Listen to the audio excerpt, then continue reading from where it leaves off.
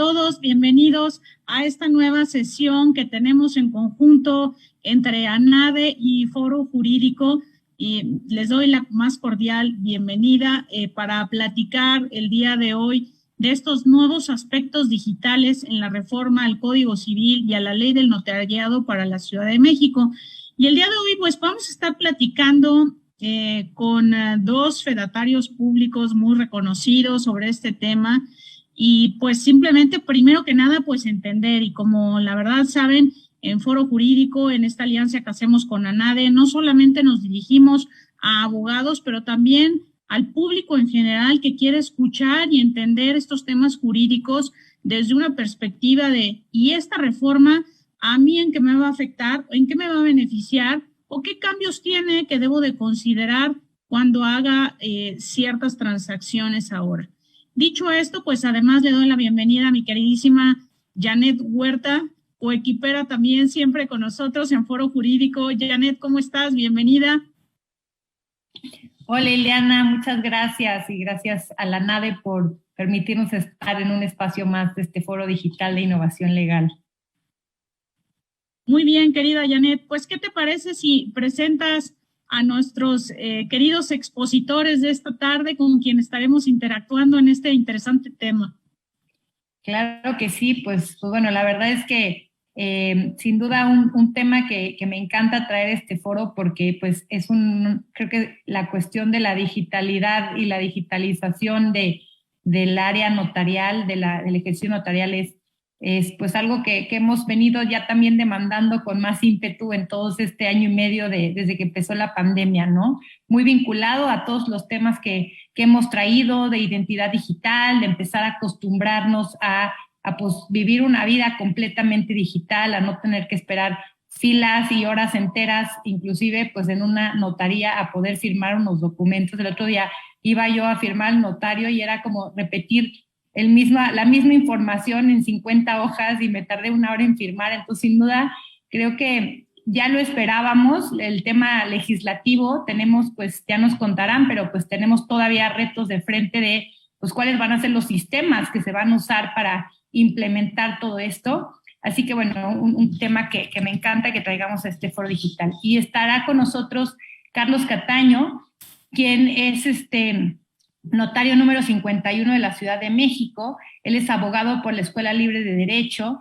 Además cuenta con posgrados en obligaciones y contratos y derecho mercantil por la Escuela Libre de Derecho, también diplomado en arbitraje comercial y también además es miembro del Colegio Nacional de Notariado, donde ha fungido como presidente de la Comisión de Informática e integrante de la Comisión de Planeación Estratégica. Así que pues mucho está metido en estos temas informáticos, que nos podrá contar un poco de la experiencia. Y Alfredo Basúa, quien es egresado de la Facultad de Derecho de la Universidad Panamericana, además de que, bueno, actualmente él es notario 230 de la Ciudad de México y es también miembro del Colegio de Notarios de la Ciudad de México, miembro también de la ANADE, y del Ilustre y Nacional Colegio de Abogados. Así que, pues un honor tenerlos compartiendo con nosotros este importante tema, además de que la Ciudad de México sin duda pues va a la vanguardia en todos estos temas. Así que pues quien quiera empezar un poco, creo que explicándole a nuestra audiencia pues de qué van estos cambios, ¿no? ¿Qué fue lo que sucedió con estos cambios al código? Platíquenos. Sí, y si me permites nada más hacer una breve acotación en este punto, porque déjenme decirle que la reforma es bastante amplia, pero el día de hoy simplemente les vamos a dar una pincelada de lo más importante, porque podríamos estar aquí hablando 4 horas, y además tanto Carlos como Alfredo de verdad son súper expertos en esta área y podríamos de verdad, créanme, platicar 3 horas, pero hoy lo haremos muy breve y nos vamos a ir a los puntos más importantes. Así que platíquenos, en efecto, cuáles son primero que nada, entender de qué trata la reforma. Muchas gracias, Janet. Es un placer compartir como analistas este foro y estar aquí en Foro Digital y en Abogado Digital con la ANADE platicando de esta reforma. En realidad, pues hay mucho que decir, como dices bien, Ileana. pero nos enfocaremos en lo más importante y tendremos que hacerlo de manera muy rápida por el tiempo acotado que tenemos. Estamos convencidos que el impacto de la era digital en el derecho significa muchas cosas, pero entre ellas un cambio del mundo analógico hacia el digital en un gran número de actos jurídicos, por lo que necesariamente se deben de reconfigurar las estructuras actuales de la contratación y también del derecho sucesorio para también adaptarlas a esta era digital. Entonces, estamos también convencidos como abogados y como notarios que este proceso no implica digamos, apartarnos nosotros de estos mecanismos, sino al contrario, utilizarlos como herramientas que nos sirvan para un mejor desempeño frente a la sociedad. Nos parece sumamente importante que en este sentido tengamos nosotros una situación de verdadera involucramiento en todo el aspecto digital para estar en este mundo involucrados como abogados, como notarios en este sentido. Entonces, Alfredo, pues hemos hablado de un cambio de paradigma, tanto en el surgimiento de un derecho civil de carácter digital como un derecho notarial de carácter digital. No sé si tú quieras continuar. Antes que nada, gracias, Carlos, por supuesto. Gracias, Eliana, Janet, a la NADE, que pues se dan la oportunidad y nos damos todos la oportunidad de tener este conversatorio, este diálogo, esta charla en relación con estos temas. Yo creo que la transformación digital de las empresas, la transformación digital del mundo político, del mundo económico, del mundo social, no puede terminar de decantar sin los herramientales que nos permitan a nosotros configurar actos jurídicos válidos, actos jurídicos que lleven una manifestación de voluntad, que tenga las consecuencias que están buscando las personas, ¿no? Y que esta manifestación de voluntad pueda encontrar herramientas digitales para ello. Entonces, como bien lo dices, Carlos, esto es una gran oportunidad para que ahora sí la transformación digital pueda llegar a su nuevo paradigma, ¿no? O sea, alcance pues el paradigma que estaba llamado a tener. Entonces, pues esta reforma en realidad, aunque parecería una reforma muy simple en términos de su articulado, en términos de los artículos que está, vamos a decir, modificando, lo cierto es que se va a los principios torales, ¿no? Y eso pues es un gran impacto que tiene una repercusión enorme, como un abanico enorme de posibilidades que pues vamos a tratar de platicar el día de hoy, ¿no? Vamos a tratar de ir desmenuzando estos temas y tratando de abrirles el abanico sin que esto significara agotar todo esto, sino nada más es una pincelada para que todos nosotros sigamos reflexionando sobre esto, ¿no? Evidentemente que los textos jurídicos, la jurisprudencia, las sentencias, toda la aplicación del derecho va a tener una repercusión muy grande con ello. Entonces, pues claro, ¿en qué consistió la reforma? Pues vámonos partiéndola, si ustedes gustan, ¿no? Aquí tenemos algunas laminitas que nos pueden ir dando alguna idea, ¿no? Como decía Ileana, ¿no? ¿Qué sucedió, no? Bueno, tuvo un impacto, Charlie, como lo ves por ahí, en el tema de los testamentos, ¿sí? Un tema en particular, tres temas fundamentales. Uno relativo a los legados de bienes digitales, otro el testamento público abierto, pero ya a través de lo que se conoció con esta reforma como la actuación digital notarial, de la que vamos a platicar ahorita, y el testamento extraordinario por medios electrónicos. No sé si tú quieres comentar algo ahí, Charlie. Pues yo les haría la primera pregunta aquí rapidísimo, así como lo voy viendo, díganos qué son los bienes digitales, porque yo creo que esto de entrada es un concepto que rompe cualquier tipo de conocimiento que teníamos de, oye, le dejo una casa a alguien, tengo ciertos derechos. ¿Qué son estos bienes digitales? Con mucho gusto, Ileana. En realidad tenemos que considerar a los bienes y derechos digitales como parte del patrimonio. Actualmente ya podemos hablar de patrimonio digital, stricto sensu, como un conjunto de bienes, derechos y obligaciones digitales correspondientes a una persona independientemente de su representación física o electrónica, que pueden reflejar o no un contenido económico y que forman parte de esa universalidad jurídica atribuible a una persona físico-moral como parte de su patrimonio. Entonces, en realidad, el patrimonio es uno, hay una unicidad tanto del patrimonio como también de la herencia. Por lo tanto, no podemos excluir los bienes y derechos digitales y realmente estamos hablando en ese sentido de varios conceptos, ¿no? Perfiles en redes sociales o profesionales, cuentas de correo electrónico, archivos de audio y video, en servicios de alojamiento en nube, relaciones con proveedores de servicios en línea, operaciones de comercio electrónico, activos virtuales, o sea, criptomonedas, cuentas corrientes de banca online, servicios de pagos en línea como PayPal y otros, de tal manera que precisamente la herencia, cuando una persona fallece y como un conjunto o una sucesión en todos los bienes del difunto y en todos los derechos y obligaciones que no se extinguen por la muerte, también debe de incluir estos bienes o derechos digitales, que en algunos casos, y esto es parte de la novedad en la cual no abundaré mucho, no tienen necesariamente un contenido económico. Entonces es una reformulación también, y así lo dice el 1392 bis de esta reforma publicada en la Gaceta Oficial el 4 de agosto, el mes pasado, pues es una reformulación del concepto de la teoría clásica del patrimonio y realmente podrá incluir cualquier tipo de estos bienes. Entonces,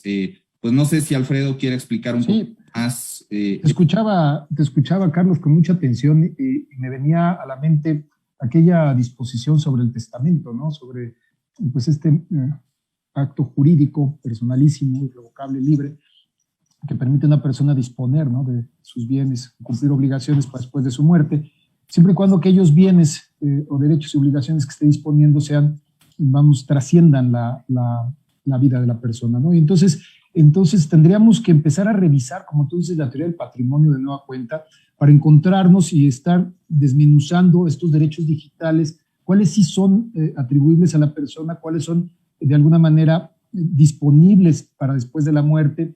Y me viene a la mente, por ejemplo, el tema de la firma electrónica, ¿no?, que es uno de los grandes herramientales que nos ha dado la ciencia, la tecnología, para poder manifestar la voluntad, es decir, ¿qué va a pasar con estos temas de la firma electrónica simple o la firma electrónica avanzada, ¿no?, y su estampa en el tiempo? Entonces, pues sí, claro, hay una reformulación y hay que empezar a estudiar, empezar a dictar no nada más pláticas y conferencias, sino a hacer.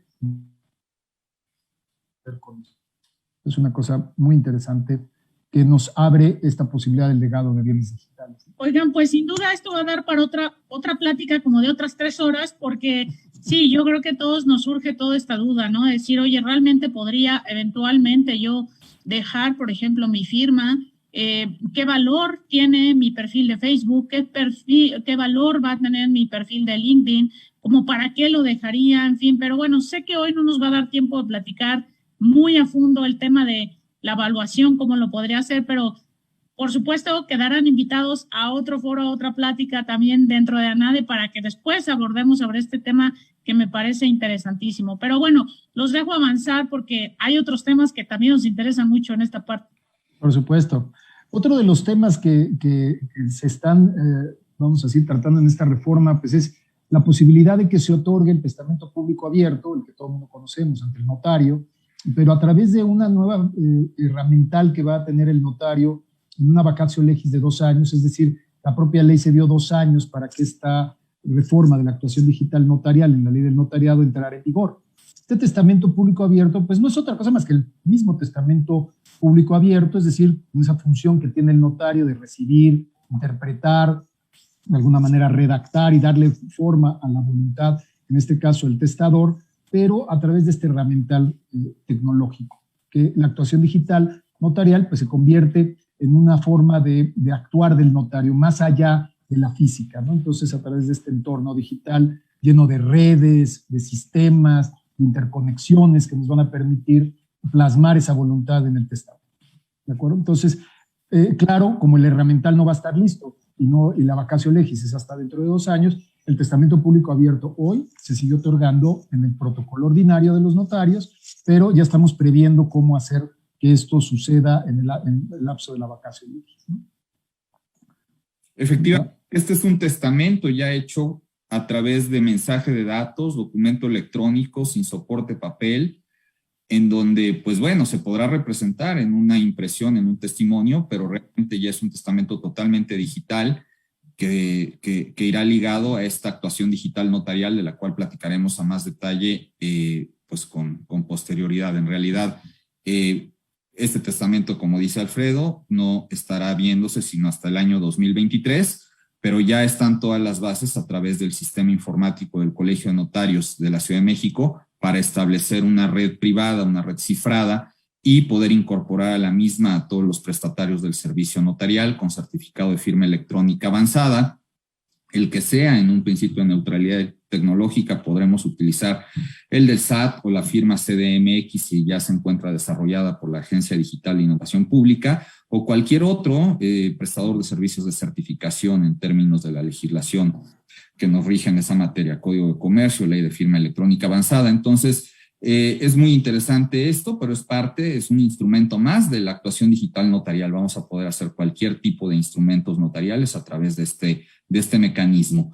Y lo que sí entra en vigor, y pasaríamos a esta parte, porque es una situación derivada de la pandemia, es el testamento extraordinario, el testamento público abierto extraordinario por medios electrónicos, que ya está en vigor. Se crean los artículos 1520 bis y 1520 ter del Código Civil, y esto es resultado precisamente de la pandemia por COVID-19, en donde en el Congreso de la Ciudad de México empezaron a surgir muchas iniciativas, no todas muy revolucionarias, sino retrógradas, como revivir el testamento hológrafo, aquel de puño y letra del testador, que ya desapareció desde hace varios años en nuestro Código Civil, y consideramos en esta... O el testamento privado, ¿no, Carlos? O el testamento privado. Existía entonces, como testamento especial en el que el testador, afectado de una enfermedad muy grave, podía otorgarlo en privado ante la presencia de 5 testigos, y si el testador fallecía de esa enfermedad grave que le imposibilitaba acudir con el notario, pues ese testamento se protocolizaba para efectos de tener validez, ¿no? Entonces,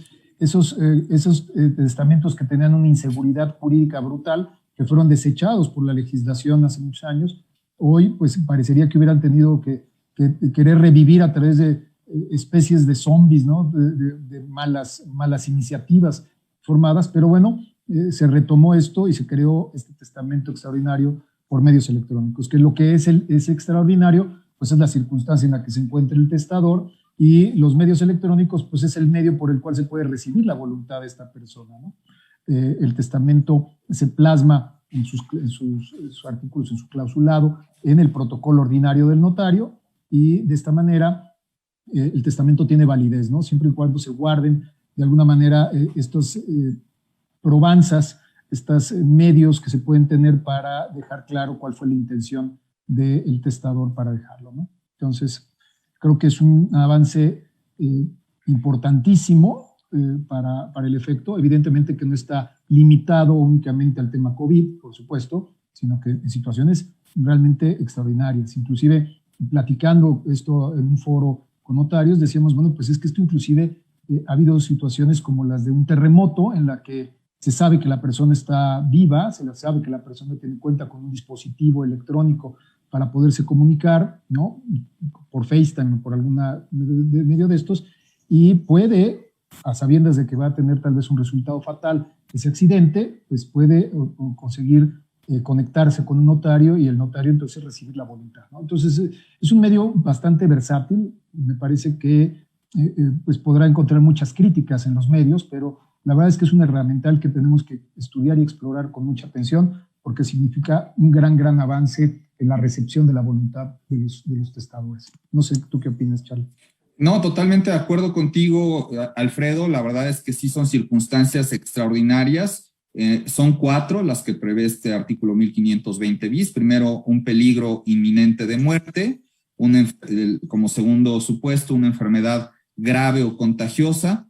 Como tercer supuesto, que haya sufrido lesiones que pongan en peligro su vida. O bien, como decía Alfredo, que se encuentre en un lugar al que por una situación excepcional no se pueda acceder en persona. Entonces es un testamento por videoconferencia donde el legislador confía plenamente en la fe pública para que se videograve este testamento, se pueda anexar como un medio no probatorio, pero sí de constatación de los hechos en ese momento, de la voluntad del testador, y el notario hace su labor de asesoría y redacción del testamento como en cualquier otro. Entonces sí es una novedad que ya está en vigor que era una preocupación, ¿no?, ante la pandemia, en donde no podíamos acceder a ciertas áreas de un hospital, como áreas de cuidados de terapia intermedia, terapia intensiva, y donde, bueno, la gente quería otorgar su testamento. Ahora esto es totalmente posible sin el riesgo de contagio que representa esto para el notario o en su caso para los propios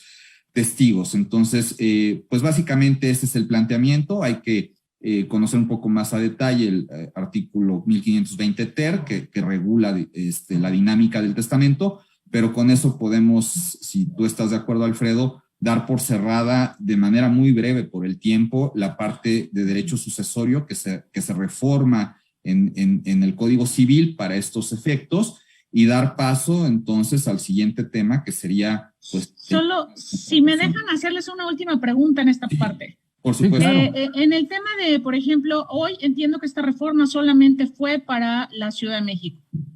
Pero, ¿qué pasa si alguien está en otro estado? Y les pregunto esto porque tenemos a varios sanadistas de varias secciones y a otro público que nos sigue al interior de la República, y seguramente estarán pensando, sí, pero entonces, si mi familiar está en un hospital en Mérida y quiere hacer un testamento, digo, entiendo que esto no es inmediato, pero en el momento que ya se pueda, ¿podría hacerlo con un notario en la Ciudad de México? ¿O hay ciertas restricciones todavía en cuanto a de qué manera se puede dar la fe, aunque no esté el notario, no sea el notario de la ciudad? No, está limitado evidentemente por un principio de territorialidad del notariado a que el testador se encuentre en esa situación extraordinaria, pero dentro de los perímetros de la Ciudad de México, ¿no? Okay. Para el efecto. Y por supuesto el notario tiene que estar dentro de la Ciudad de México. Para el Eso efecto. no cambia. Es una legislación local, ¿sí? Es una legislación No, y local. también aclarar que ya entró en vigor, o sea, esto ya está sucediendo. O sea, estos artículos 1520 bis y 1520 ter no están sujetos a ninguna vacatio legis para entrada en vigor. O sea, ya entraron en vigor el día 5 de agosto, por lo tanto ya podríamos estar haciendo. A mí no me ha tocado ninguno, pero no dudo que próximamente podamos hacer los primeros. Sin Muy duda, bien. sin duda alguna. Uh-huh. Muchas gracias. Pues si quieren pasamos entonces ahora al tema de contratación electrónica. Sí, fíjate que, Ileana, si me permiten, yo creo que de lo que hemos estado revisando y precisamente en atención a esto de la transformación digital que implica la transformación de las empresas en estos entornos digitales, este tema de la contratación electrónica en materia civil, que por supuesto, como todos sabemos, la contratación en materia mercantil, pues ya tiene, electrónica en materia mercantil ya tiene muchísimos años, a través de diversos medios y diversas herramientas. Lo que no se había logrado era explicitar de una manera muy clara para evitar cualquier tipo de interpretación de si se podía o no se podía celebrar el contrato civil a través de medios electrónicos, es decir, si de entrada se aplicaban las normas del Código Federal, una serie de situaciones que ponían en tela de juicio la validez de los actos celebrados bajo este tenor, ¿no? Entonces, la reforma de los artículos 1805 y 1811 incorporan el modelo del Código Civil Federal, ¿no? sobre manifestación de la voluntad, y por supuesto el uso de la firma electrónica avanzada, ¿no? El artículo 1834, que es el que se refiere a la manifestación de la voluntad cuando se establezca la forma escrita, dice que se puede cumplimentar esta manifestación mediante la firma autógrafa o mediante el uso de la firma electrónica avanzada o la firma de la Ciudad de México. Esto realmente creo que es, vamos a decir, como se dice, el core, ¿no? La parte central de la reforma, porque esta es la que permite la gran abanico del que vamos a hablar un poquito más adelante. No sé si tengas algún comentario, Chuy. No, coincido contigo. En realidad, pues se sigue en el Código Civil local los parámetros de la ley modelo de UNCITRAL, que están plasmados en nuestra legislación desde hace 20 años, un poco más, en la reforma al Código de Comercio de 2000 y luego de 2003. Y en realidad creo que bueno, viene a ser complementaria esta reforma en materia de conformación del consentimiento a una previa que ya se había hecho al Código Civil de la ciudad del Distrito Federal en el mes de enero del año pasado, de 2020 al 1803. El 9 de enero se publicó esa reforma, pero quedó circunscrita a la conformación del consentimiento por medios electrónicos, ópticos y otras tecnologías, y aquí ya se complementa con los temas propios de la teoría general de las obligaciones en relación a la contratación entre presentes, se reforma el artículo 1805 y se considera que la oferta hecha por teléfono a través de medios electrónicos, cosa que el Código Civil local no establecía, solamente el Código Civil federal, a través de medios electrónicos, ópticos o de cualquier otra tecnología que permita la expresión de la oferta y la aceptación de esta de forma inmediata, se considera consentimiento entre presentes. También se reforma el artículo 1811 y entonces las propuestas y aceptación hechas a través de estos medios electrónicos no requieren de estipulación previa de los contratantes para que produzcan efectos. Y algo muy importante, a diferencia de la legislación mercantil, es la incorporación necesaria en los contratos formales para su validez de la firma electrónica avanzada, a diferencia del Código de Comercio, que permite la utilización de firma electrónica simple, pero en eso iremos platicando tú y yo. Claro, por supuesto. Oye, Carlos, y para aprovechar nada más ya vamos teniendo algunas preguntas de la audiencia, que ya comentas algo de esto, pero nos preguntan que si hay alguna diferencia, acabas creo que de comentar una, entre firmar electrónicamente un documento mercantil y uno civil. Sí, definitivamente para firmar contratos formales, que si bien la regla es la consensualidad, ya veremos en un momento en la presentación de Alfredo, que nos trae Alfredo, que bueno, pues muchos de los contratos son formales, se requiere firma electrónica avanzada.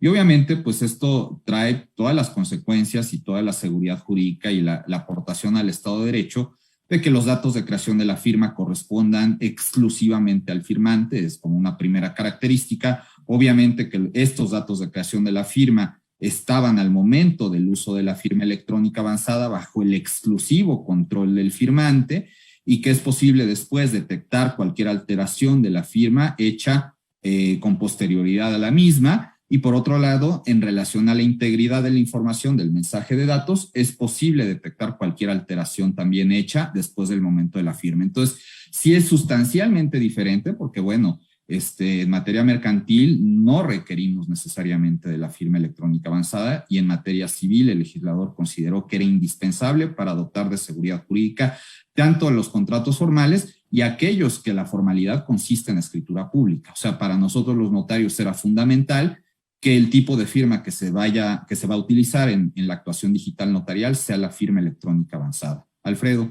Sin lugar a dudas, el legislador lo consideró con toda claridad por la seguridad jurídica que implica el uso de la firma electrónica avanzada, no solamente reconocida en la legislación mexicana, sino, como tú bien decías, en las leyes modelo, tanto de UNICITRAL como de las Naciones Unidas. Para el efecto, entonces, yo creo que es un acierto por parte del legislador distinguir la velocidad del tráfico mercantil a vamos a decir, la necesidad de que las actuaciones de los particulares en las contrataciones civiles pues queden como que con mayor seguridad en ese sentido, ¿no? Y por supuesto el uso de la firma electrónica avanzada en materia de la actuación digital notarial pues era un sine qua non, ¿no? No podíamos nosotros de alguna manera, o el legislador, o vamos a decir el Estado, abdicar de esa función identificadora, ¿no? Para el efecto. Entonces, creo que eso es un gran acierto legislativo en ese sentido. Oigan, me gustaría nada más preguntarles para resumir este punto. ¿Podemos entonces entender con esto que a partir de esta reforma, cualquier documento notarial va a poder ser firmado con esta firma electrónica avanzada? ¿Nos tenemos que esperar 2 años a que exista el sistema notarial o cuál es? Sí. ¿Cómo podríamos interpretarlo? Por eso quise empezar diciendo la contratación electrónica en su core, su parte central, que es el tema de poder utilizar la firma electrónica avanzada como un medio de manifestación de la voluntad en los documentos formales, en los contratos formales, ¿no? Por supuesto, los contratos, los actos jurídicos formales, pues tienen una distinción, ¿te acuerdas? Se dividen los formales, vamos a decir, en escrito privado, y estos a su vez en escrito privado simple y el escrito privado ratificado, y luego tenemos las escrituras públicas. Entonces, el medio para manifestarse electrónicamente pues va a ser la firma electrónica avanzada. En la materia de la actuación digital notarial, que es la que se va a utilizar, está en una vacatio legis de 2 años, Janet, porque esa vacatio legis implica preparar todo el sistema de recepción de esas voluntades en un protocolo digital, que ahorita vamos a platicar un poquito más adelante. Entonces, hoy no se puede manifestar en un instrumento público a través de la firma electrónica avanzada, pero en todos los documentos privados, inclusive en los documentos privados que deben de ser ratificados ante el notario, se puede utilizar la firma electrónica avanzada. No en el protocolo, pero sí en el documento que va a ser ratificado. Perfecto. Y aclara muchos puntos, porque ha habido muchas dudas en relación con esto, ¿no? Y por supuesto reticencias de muchas personas para utilizarla, ¿no? Con esto se aclara y vamos en camino ya, ¿no? En camino franco a la transformación digital de las empresas. ¿Sí? Y entonces aquí te hago una pregunta rápido, nada más para cerrar. Digo, sé que vamos a seguir hablando de este tema de contratación, pero nos dicen, buenas tardes, siendo que la utilización de firmas electrónicas avanzadas tiene la misma validez entonces de la firma autógrafa, aquellos actos como la compraventa de bienes o cesiones de derechos podrán entonces adoptar esta modalidad de firma digital. Sí, dependiendo sí. En la compraventa, pues dependiendo, ¿no? Si la compraventa es una compraventa sobre bienes inmuebles, pues tendrás que acudir ante el notario para que la acta sea válida, y entonces esto está en una vacatio legis de 2 años, pero pronto ahorita utilizarás el protocolo ordinario con firma autógrafa. Pero si se trata de una compraventa de bienes muebles, que es consensual, y tú quieres elevarla, darle un poquito más de formalidad a ese consenso, pues lo puedes utilizar a través de un documento electrónico firmado a través de firma electrónica avanzada, y con eso pues tiene plena, vamos a decir, plena validez la manifestación de voluntad. Ese es el punto. Lo acaba de decir con toda claridad. También con la especificación o aclaración que no se abandona el uso de la firma autógrafa tanto en los documentos privados o contratos que requieren de una formalidad escrita, como tampoco en las escrituras públicas. Nosotros vamos a tener una actuación híbrida en donde vamos a poder, o nuestros clientes podrán optar por utilizar la manera tradicional, el soporte papel para el firmado de escrituras públicas, o el soporte digital con todos los mecanismos que veremos de manera muy rápida el día de hoy, que incorpora la reforma a la ley del notariado. La reforma a la ley del notariado es una reforma bastante extensa del cuerpo tanto sustantivo como adjetivo notarial para efectos de la posibilidad de la actuación notarial a distancia. Entonces, bueno, pues si quieres, Alfredo, podemos continuar para... Sí. Otro de los puntos. Que sigue, porque este punto está buenísimo también, asambleas de asociaciones civiles, sociedades civiles. Créanme que muchas ACES, SCs, ¿no? Ya veía yo varios despachos, varias asociaciones de abogados peleándose entre ellos mismos, y se imaginarán estas discusiones entre abogados, decir, oye, ¿y podemos sesionar vía remota para nuestras asambleas? Cuéntenos cómo quedó este tema. Pues mira, es otra reforma aclaratoria, ¿no? Por supuesto que te indica que es factible, ¿no? En la incorporación de las videoconferencias como un medio para tener este tipo de reuniones, ¿no? Este tipo de decisiones colectivas, y con algunas precisiones sobre que pues, debe de grabarse, ¿no? la sesión para tener el resguardo, y que se debe levantar el acta. El acta que se levante con motivo de la reunión puede ser firmada de forma autógrafa o puede ser firmada de manera electrónica, ¿no? Un documento electrónico. Entonces, con eso pues, se facilita, por ejemplo, el archivo y el resguardo de estos documentos, ¿no? Su protocolización ante notario, ya platicaremos un poquito más adelante, pero también es factible a través de estos medios, ¿no? Y también se establece una disposición que señala algo parecido a las famosas resoluciones unánimes tomadas fuera de asamblea, cuando estas sean ratificadas por los miembros de la asociación o por los socios de la sociedad civil, pues van a tener los mismos efectos que si se hubieran tomado en una junta de socios o en una asamblea de asociados. Es decir, trae esa idea de la ley mercantil a las sociedades civiles, asociaciones civiles, que no tendría por qué no existir, ¿no? Pero lo interesante es que se señala que podrán hacerse independientemente si están inmersas en el cuerpo normativo del estatuto o no. O sea, si ya siempre es una posibilidad legal para hacerlo. Es decir, no tendríamos que hacer una modificación de estatutos, pues en principio si todos no. Los consejeros, por ejemplo, o en este caso los asociados están presentes y otorgan su consentimiento y está el 100% presente, no es necesario que esté previsto en estatutos que se podrá hacer de manera virtual, ¿es correcto? Correcto. ¿Y es qué correcto, pasa?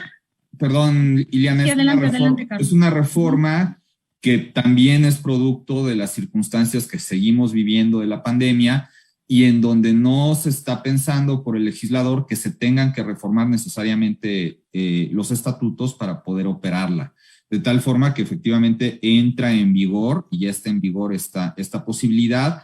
Claro que por ciertos criterios prudenciales es conveniente incorporar algunas cuestiones estatutarias o en las nuevas sociedades civiles o asociaciones civiles que se constituyan, incorporar estas posibilidades y fijar medios correctos de convocatoria, de cómo asentar las actas, de si se van a firmar electrónicamente o no las actas, pero acudiendo ya a todo este esquema, ¿no? A la teoría general del contrato y a toda la conformación del consentimiento, como le estamos viendo, me parece que no hay ningún tema para que opere de ipso facto sin necesidad de reformar los estatutos. Y en este sentido, abonar que pues en realidad sí se adelanta esta reforma local del Congreso de la Ciudad de México a lo que ya se había presentado en el Congreso Federal en una iniciativa que parecía que iba a prosperar por parte del grupo parlamentario del PRI y que presentó la diputada Mariana Rodríguez y Fernando Galindo y que fue muy impulsada por los colegios de abogados, tanto ANADE como La Barra, y que se quedó en comisiones y no prosperó. Aquí, bueno, pues esto ya es ley vigente, ¿no? En el Código Civil para la Ciudad de México. Pues coincido con la recomendación, Carlos, sin duda.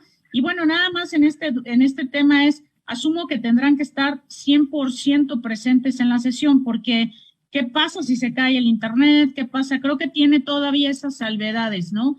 Si uno de repente no está y no puede poner su voto, se perdió parte de la sesión, creo que siempre será de los temas que vamos a tener en el tintero de ¿y qué pasa si no? Claro. Por eso lo que comenta Ileana es recomendable dejar delineado con mucha claridad en los estatutos todos estos medios, ¿no? Para que la reforma sea, vamos a decir, el parteaguas, pero tu estatuto fije con mayor claridad, con base en esa teoría del contrato que decía Carlos, pues todos estos lineamientos. Yo creo que es una buena recomendación acudir a la reforma del estatuto para dejar claridad de todos estos asuntos. Oiga, y también nada más para recalcar en esto, que tenemos una pregunta aquí de Harley Carmín, nada más para reforzar la idea. Dice, entonces, si uso la plataforma de DocuSign o cualquiera de firma electrónica, donde todos los participantes firman un acta o un contrato ahí, ¿luego puedo ir a protocolizarla? Vamos a distinguir que para los documentos civiles, como volvemos a insistir, se necesita el uso de la firma electrónica avanzada. ¿De acuerdo? La plataforma que menciona, vamos a decir, no está para promoverse ni para no despromoverse ningún medio, hasta donde tengo entendido, no utiliza como medio de manifestación la firma electrónica avanzada, sino utiliza otros medios de manifestación. Entonces, esas plataformas habrá que revisar que para contratos civiles habría que tener en cuenta que la plataforma utiliza ese medio, la firma electrónica avanzada. Y si son mercantiles, pues no pasa nada, ¿no? Los mercantiles tienen otra connotación. Ahora, si un contrato mercantil fue firmado a través de esta plataforma que mencionas, y ese documento mercantil que fue firmado a través de esta plataforma que tú mencionas, se lleva a ratificar ante un notario, pues válidamente el notario puede ratificar esta firma electrónica simple en su protocolo ordinario, pero bueno, por supuesto, mientras la vacatio legis no nos alcance la actuación digital notarial, se firmará el protocolo con firma autógrafa, ¿no? Para la ratificación. ¿Sí?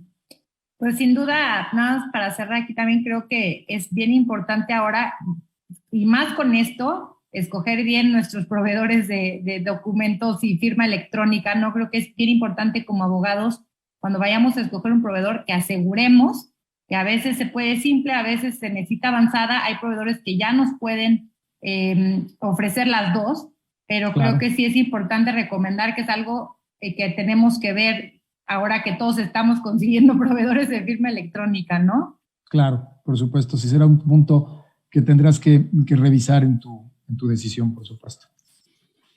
Sí, sobre todo que se pueda mantener la integridad, ¿no? Del mensaje de datos y ser accesible para ulterior consulta, porque sí hay plataformas de estas que, aunque rinden un informe de auditoría y se guardan en la propia plataforma o en la nube de la plataforma de acuerdo al servicio que contratemos, pues no podemos asegurar que ahí van a permanecer siempre, ¿no? Entonces, hay que extraerlas y nosotros como notarios, en el caso de una protocolización, podemos agregarla al sistema informático como un anexo del apéndice y poderlo resguardar en la red integral notarial. Entonces, bueno, son consideraciones interesantes a tomar en cuenta para el futuro. Correcto. En cuanto a la ley del notariado, que es lo que se reformó, básicamente me gustaría nada más enfocarme en el cuadro primario, el primer cuadrito, porque todo lo demás, pues no nos va a dar tiempo de comentarlo, ¿no? La actuación digital notarial es la que se crea, es precisamente este entorno en el que puede actuar el notario de manera digital, este conjunto de redes, de interconexiones, de sistemas, de plataformas, que nos van a permitir como elementos crear el protocolo digital. Se crea este concepto de matricidad electrónica. Acuérdense que es uno de los principios rectores del notariado latino, la matricidad, precisamente la posibilidad de acudir a la matriz para verificar la autenticidad de esa manifestación de voluntad. Se crea un sistema de registro híbrido en el que el protocolo digital asienta el instrumento, pero se deja una constancia en este libro de extractos, ¿no? Se crea el instrumento y el apéndice electrónico a través de un mensaje de datos que contiene tanto el texto del documento como las firmas y las notas correspondientes, ¿no? Se crea la firma electrónica para la actuación digital notarial, que ya, pues de alguna manera, veníamos nosotros los notarios ya utilizando como firma notarial para algunos instrumentos, como por ejemplo la creación de las copias certificadas, y estábamos utilizando la firma digital, pero se crea esta actuación digital o esta firma para la actuación digital notarial para los comparecientes a través de un registro en el sistema informático del Colegio de Notarios que nos va a permitir, pues precisamente, recibir estas voluntades, ¿no? Y para ello se adiciona toda una sección segunda bis del capítulo 2 de la ley denominado de la actuación digital notarial y del protocolo digital. Y por supuesto la idea es que ya con esta se van adecuando algunos preceptos legales, ¿no? Pero bueno, pues esto tiene muchísimo de qué hablar, hay un modelo operativo atrás de ello, es una cosa muy compleja desde el punto de vista tecnológico, pero yo creo que eso lo podemos dejar para una plática posterior, ¿no? A mí lo que me gustaría es que conversáramos en este diálogo, ¿sí? Sobre algunos temas que son relevantes en cuanto a la manifestación de la voluntad en materia de estos actos jurídicos y contratos civiles. Yo creo que el core de la plática podremos entrarle en esto, ¿no? Que es precisamente las inquietudes, Janet, que tiene la gente que te ha estado manifestando a través de las preguntas, ¿no? Charlie, aquí pues vamos a decir que el punto central es el uso de la firma electrónica en los documentos civiles, ¿no? Es el uso de la firma electrónica. Entonces, pues obviamente los conceptos de firma electrónica van a tener que ser revisados por los profesionales jurídicos. Los profesionales vamos a tener que revisar los conceptos, entender los conceptos, ver cómo funciona la firma electrónica avanzada, cuáles son sus diferencias, para poder nosotros entender con mucha claridad pues cuál es el herramiental que se va a utilizar para ello, ¿no? Entonces, tenemos, por ejemplo, una definición de firma electrónica que es la más antigua, ¿no? Bueno, no es la más antigua, pero es la que de alguna manera nos da la pauta, ¿no? Para ir creando este concepto, ¿no? La ley modelo de Comisión de las Naciones Unidas, el Derecho Mercantil Internacional, en su artículo 2, señala que por firma electrónica se entienden los datos que en forma electrónica se consignan en un mensaje de datos o se adjuntan o lógicamente están asociados al mismo y que pueden servir para identificar al firmante en relación con el mensaje de datos, indicar que el firmante aprueba la documentación recogida en ese mensaje de datos. Pero esto es, vamos a decir, que la firma simple, ¿no? Es una adición al mensaje de datos con estos elementos de identificación, pero que son elementos muy simples que no conllevan una certidumbre realmente en el uso de estas herramientas. En cambio, la ley de firma electrónica avanzada, ya aquí de la República Mexicana, en el artículo 2, en las definiciones, ya la define a la firma electrónica como ese conjunto de datos y caracteres que permiten ya la identificación del firmante y que ha sido creada por medios electrónicos que, como decía Carlos, estuvieron al momento de su creación y al momento de su implantación como bajo su exclusivo control, ¿no? De manera que está vinculada únicamente a él, no hay otra persona que pueda vincularse, ¿no? Y que los datos a los que se refiere. Y le permite con esto que sea detectable si hay alguna modificación interior y por ello, con estos elementos de seguridad, pues la ley le dota de los mismos efectos que la firma autógrafa, ¿no? Para el efecto. Esto es la firma electrónica avanzada, ¿no? ¿Qué sujetos intervienen en la creación de la firma electrónica avanzada? Pues está la autoridad certificadora, ¿sí? ¿Quiénes son las autoridades certificadoras? Pues son dependencias, entidades de la administración pública federal, ya lo decía Charlie, ¿no? Como el SAT, por ejemplo, ¿no? Que es el Servicio de Administración Tributaria, que es el que pues, genera la mayor parte de las firmas electrónicas. Pues la Secretaría de Economía también tiene una área que puede emitir certificados digitales y por supuesto están ahí los prestadores de servicios de certificación, como decía Carlos, que en términos de la legislación también tienen la facultad de emitir estos sellos, estos certificados digitales de firma electrónica, ¿no? ¿Cuáles son los principios que rigen? Oye, Alfredo, perdón que te interrumpa, pero nada más justo teníamos una pregunta que se contesta con esto, pero para no dejarla. Sí. Nos preguntaba Carlos, dice, la legislación de FIEL y la NOM indica que deberían ser firmadas con certificado de firma electrónica de Secretaría de Economía. ¿Con ello bastaría para ser FIEL? A ver, otra vez la pregunta para que entendamos con claridad. Para ser FIEL, ¿no? Firma electrónica, sí, la FIEL es firma avanzada, ¿no? Sí. Dice que la norma correspondiente dice que deberán ser firmas con certificado de la Secretaría de Economía. Dice que si con ello bastaría para ser FIEL. Pero aquí comentas que hay otras entidades certificadoras, no solo Economía, hay otras, ¿no?, entidades certificadoras, sí. La NOM es porque es emitida por la Secretaría de Economía, para el efecto, supongo que se refiere a la NOM 151, que se refiere más bien a los requisitos de los sellos de tiempo, constancias de conservación de mensaje de datos y digitalización de documentos, que son parte de los servicios que presta el certificador, los servicios de certificación digital. Pero cuando se refiere a la emisión de certificados digitales, hay otras entidades. El prestador de servicios de certificación es una entidad, el SAT es otra entidad, pues ya tienes firmas electrónicas casi por todos lados, ¿no? Entonces, no se limita nada más a ello, ¿no? La idea es precisamente que puedas identificar al firmante, como lo mencionaba la definición, y ahora a través de los sistemas de online Protocol Status Service, o sea, la revisión en línea de la constancia del certificado, cómo se encuentra el certificado, pues nada nos permitirá con ello. Ahí es un punto interesante, Janet, para escoger a tu plataforma de firmado electrónico, ¿no? Que te pueda proveer servicios de OSP, ¿no? ¿Cuáles son los principios rectores de esta firma electrónica y por qué entendemos que el legislador civil se fue hacia ese modelo de firmado, a diferencia del Código de Comercio? Pues porque, en primer lugar, pues tiene una equivalencia funcional a la firma electrónica, a la firma autógrafa, ¿no? O sea, es una equivalencia. Si tú firmas electrónico con firma electrónica avanzada, tiene los mismos efectos que la firma autógrafa. Eso es lo que te dice la ley. Después, la autenticidad es un principio que, vamos a decir, nos permite dar certeza de que el mismo ha sido emitido por el firmante, de manera tal que su contenido se le debe hacer atribuible a él, ¿no? Igual que sus consecuencias jurídicas. Entonces, con este principio consignado en ley, no hay manera. Inclusive por ahí hay ya tesis jurisprudenciales muy interesantes acerca de presunciones jure de jure, ¿no? De conformidad con una interpretación del Código Fiscal en relación con la firma electrónica que emite el SAT, ¿no? Por supuesto, el tema de la integridad, ¿no? La certeza de que ha permanecido completo e inalterado desde su firma el documento, ¿no? ¿Sí? Como decía, ¿no? El tema de neutralidad tecnológica, que es lo que decías ahorita, ¿no, Janet? Decía, o preguntaba esta persona, ¿no? Oye, pues es que puede haber muchas personas que emitan este certificado digital, ¿no? Y por último, dos principios. El no repudio, que pues evidentemente tú no puedes, vamos a decir, señalar que no eres el autor del firmado electrónico, ¿no? Y eso es una cosa pues muy interesante, ¿no? Inclusive te dota de mayor seguridad que la propia firma autógrafa, en la que tú puedes desvincularte, ¿no? Diciendo que no es atribuible a ti, y pues ahí entra todo el tema de periciales complicadísimas, ¿no? Que ya todos conocemos, ¿no? Y por último, el tema de confidencialidad, ¿no?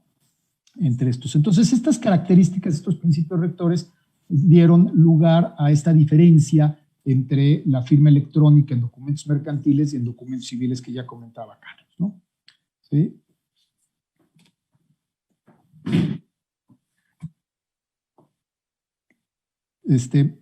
Charlie, tú aquí que nos podrías tú como que abundar un poquito en esto del uso de la firma electrónica en materia mercantil y del Código Civil.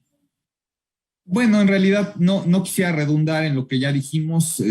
las diferencias son pocas respecto de la ley modelo, también en el Código Civil local, en las reformas recientes, pero ya explicamos también la utilización de la firma electrónica avanzada y sobre todo era un tema importante para la conformación del consentimiento en contratos formales y sobre todo para las escrituras públicas. Entonces, pues ya en realidad, si tú vas a cuáles son los contratos, como lo estás mostrando, formales y consensuales, pues si bien la doctrina y la teoría general de las obligaciones nos señalan que la mayor parte de los contratos son consensuales, en realidad cuando uno empieza a hacer un inventario, te das cuenta de que no es así y que incluso algunos que son consensuales acostumbramos a hacerlos de manera formal. Y entonces tenemos por consensuales el mutuo, el depósito, el comodato, la donación de menos de 200 pesos y la compraventa de bienes muebles, ¿no? Pero en realidad muchos de ellos se otorgan en escrito privado y requerirán de la firma electrónica avanzada. Definitivamente, esa es la principal diferencia que ya habíamos comentado. Y en realidad, bueno, pues esto generará ya en el ámbito notarial instrumentos electrónicos que ya no estarán basados en soporte papel, sino en mensajes de datos firmados electrónicamente. Y no sé si quieras también platicar o platiquemos un poco de que para la utilización actual de la plataforma o del sistema informático del Colegio de Notarios, tenemos una autenticación que actualmente solamente es para nosotros en los procesos de digitalización de los protocolos, una autenticación de biométricos, de reconocimiento facial y de voz, y que trae elementos también de inteligencia artificial y de Big Data para el análisis de la información, que es muchísima la información que se genera en las notarías y que de alguna manera se va dispersando hacia las distintas autoridades, principalmente hacia las autoridades fiscales, al SAT, a la Unidad de Inteligencia Financiera, a la Tesorería de la Ciudad de México y diversos avisos y declaraciones que venimos dando.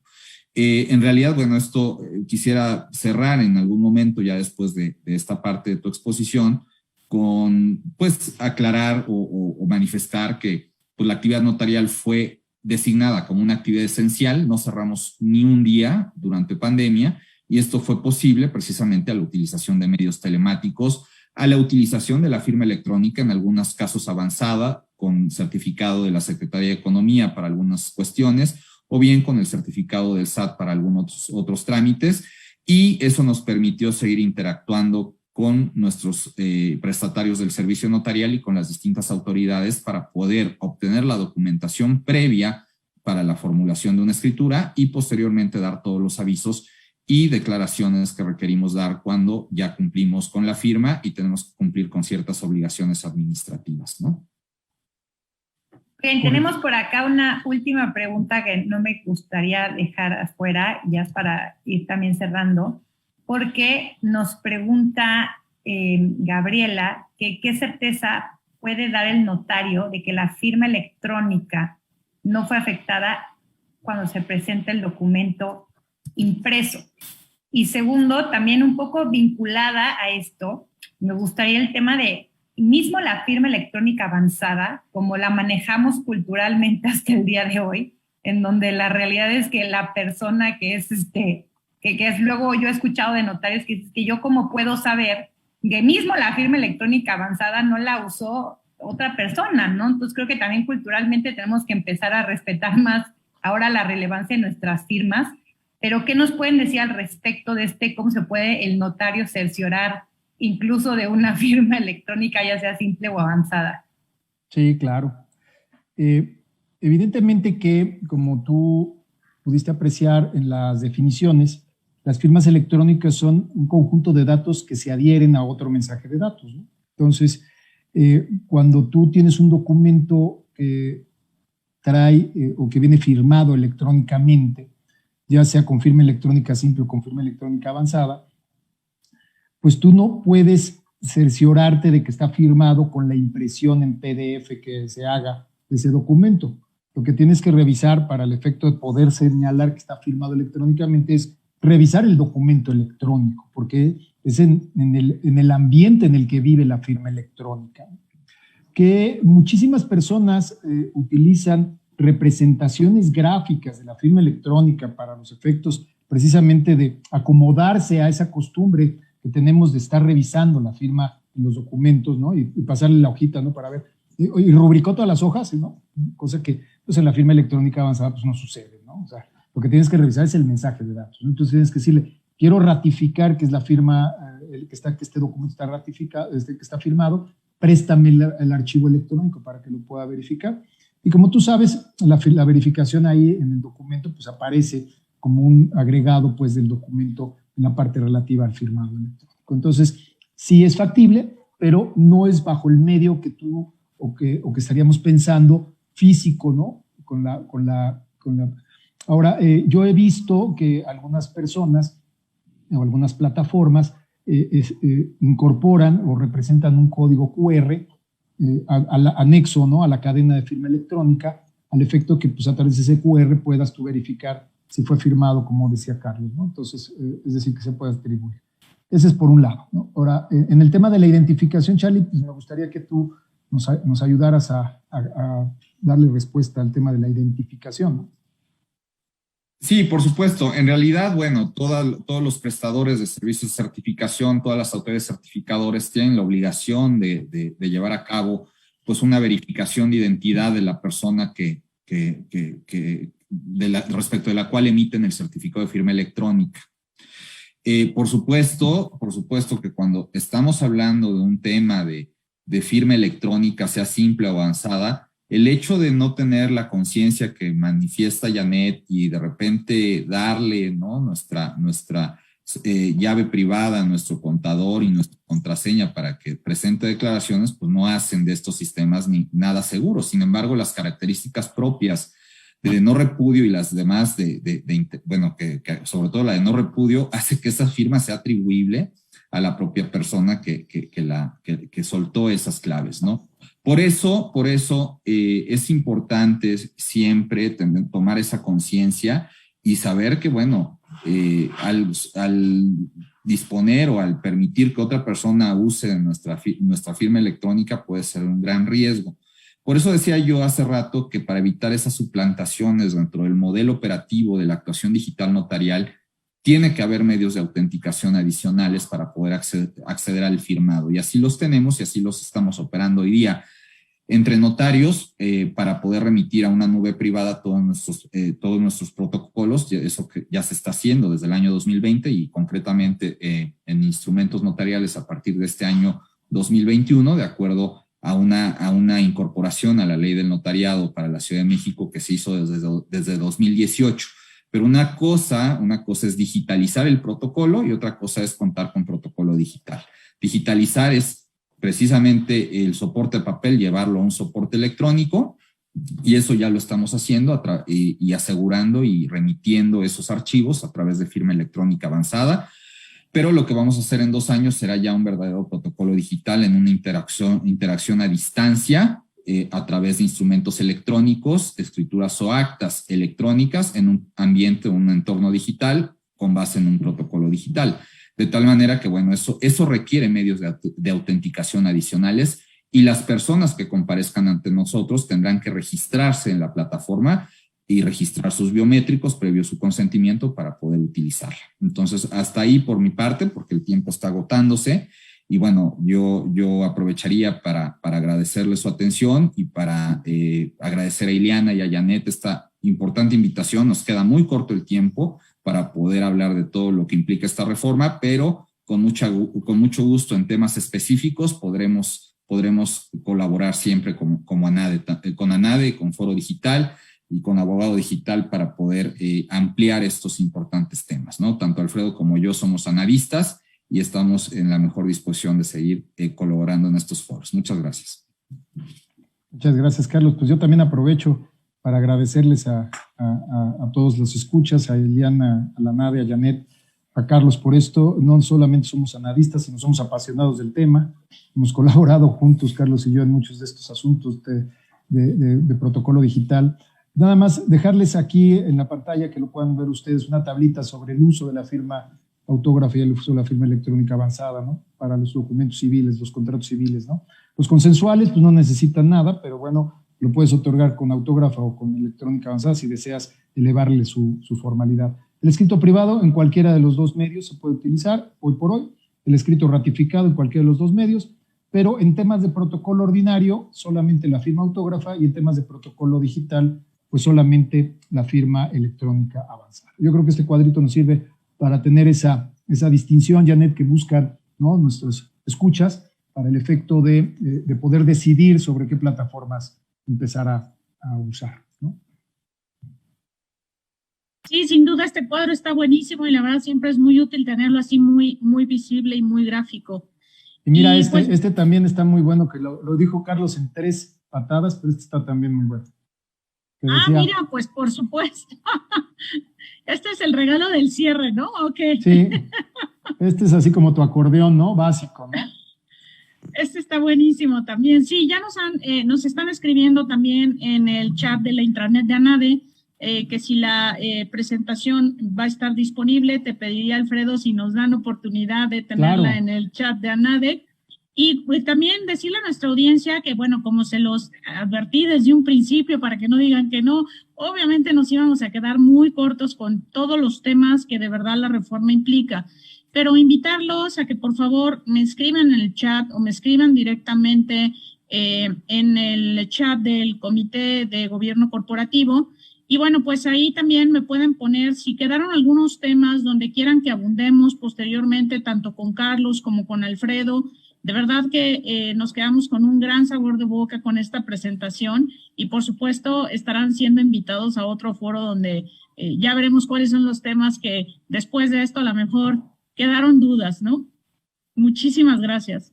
Gracias a ustedes. Gracias a ustedes nuevamente. Gracias. Janet, pues ¿algo nada, que quieras decir para yo el nada cierre? más cerrar agradeciendo a estos increíbles notarios digitales, que sin duda los notarios digitales serán los próximos especialistas en identidad digital, que es el gran tema subyacente, ¿no? No más que si el blockchain nos va a sustituir, que si el notario no va a existir, al contrario, vemos cómo estas herramientas vienen a ayudarnos de forma increíble y que lo que tenemos que hacer más bien es ponernos a estudiar para ver cómo sí se puede y son un gran ejemplo, yo los felicito muchísimo, es increíble poder traer y presumir a notarios que están tan a la vanguardia como ustedes y que están haciendo que estas cosas sucedan y pues que sucedan en todo el país, ¿no? Necesitamos, como siempre digo, casos de éxito que podamos presumir y que de pronto los demás estados digan, oye, yo también quiero, ¿no? Así que pues felicidades y muchas gracias una vez más a ustedes dos, a Ileana, por ser siempre mi comoderadora. Me encanta siempre poder aportar contigo en estos foros y muchas gracias a toda la audiencia. Muchas gracias, querida Janet, y gracias, Carlos, gracias, Alfredo, y pues hasta la próxima y gracias a toda nuestra audiencia esta tarde. Hasta luego. Hasta luego.